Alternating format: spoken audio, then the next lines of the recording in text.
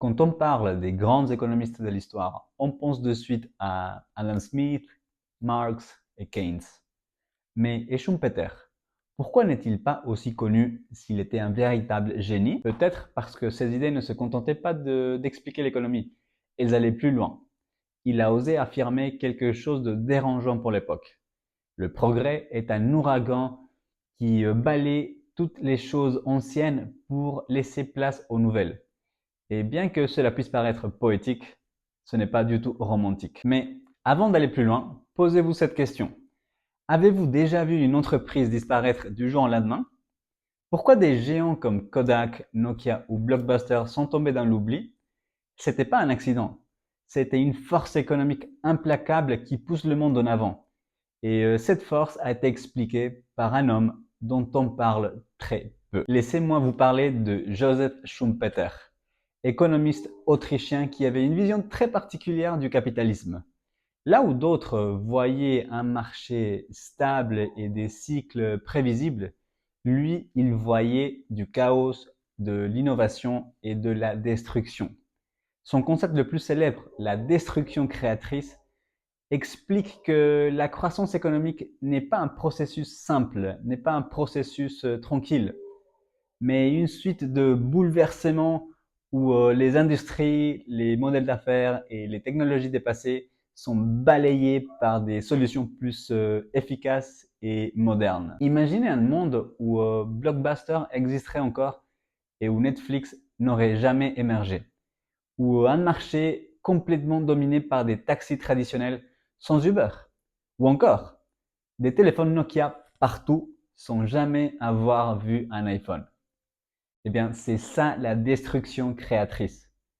Des innovateurs arrivent, renversent la table, et même si certaines entreprises disparaissent, l'économie, elle, progresse. Pour Schumpeter, les véritables moteurs du capitalisme ne sont ni les bureaucrates ni les grandes entreprises bien installées, mais les entrepreneurs qui bousculent l'ordre établi. Sans ce processus de création et destruction, l'économie s'endormirait et perdrait son essence même, l'innovation. Vous imaginez si on était toujours resté aux calèches juste parce que les chevaux, ça marche bien? Exactement.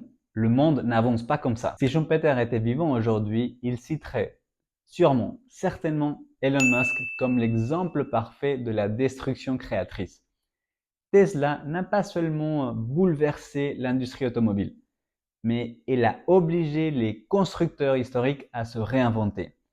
SpaceX a révolutionné les fusées réutilisables et Neuralink ambitionne de transformer notre rapport à la technologie. Musk incarne l'esprit du capitalisme selon Schumpeter.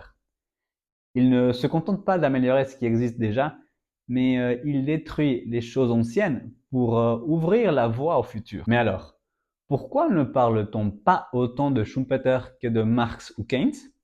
Peut-être parce que ces idées ne rentrent pas dans les cases des politiques économiques classiques. Il ne proposait ni de plan d'État ambitieux, ni de révolution sociale.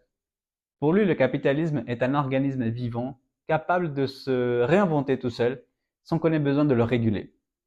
Une vision moins séduisante pour ceux qui cherchent des solutions maîtrisables et prévisibles. Aujourd'hui, avec l'intelligence artificielle, l'automatisation et l'essor des startups, la destruction créatrice de Schumpeter est plus visible que jamais. Des entreprises naissent et meurent à une vitesse folle et les métiers de demain n'existent même pas encore. Ça fait peur? Oui. Mais c'est aussi terriblement excitant. Alors, la prochaine fois que tu verras une industrie s'effondrer et une autre prendre son envol, souviens-toi que c'est pas un accident. C'est le capitalisme dans sa forme la plus pure, suivant un scénario écrit il y a près d'un siècle par un homme dont on parle très peu. Et réfléchis à ça aussi. La prochaine fois que tu verras un vieux modèle disparaître, verras-tu la fin de quelque chose ou la naissance de quelque chose d'extraordinaire ou un nouveau monde? Et voilà, c'était tout pour cette vidéo. Si vous êtes arrivé jusqu'ici, j'espère que vous avez aimé. J'espère que vous avez appris quelque chose de nouveau. N'oubliez pas de liker la vidéo et de vous abonner pour ne pas être pris au dépourvu par l'économie.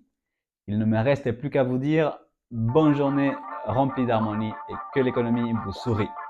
À bientôt dans la prochaine vidéo. Salut!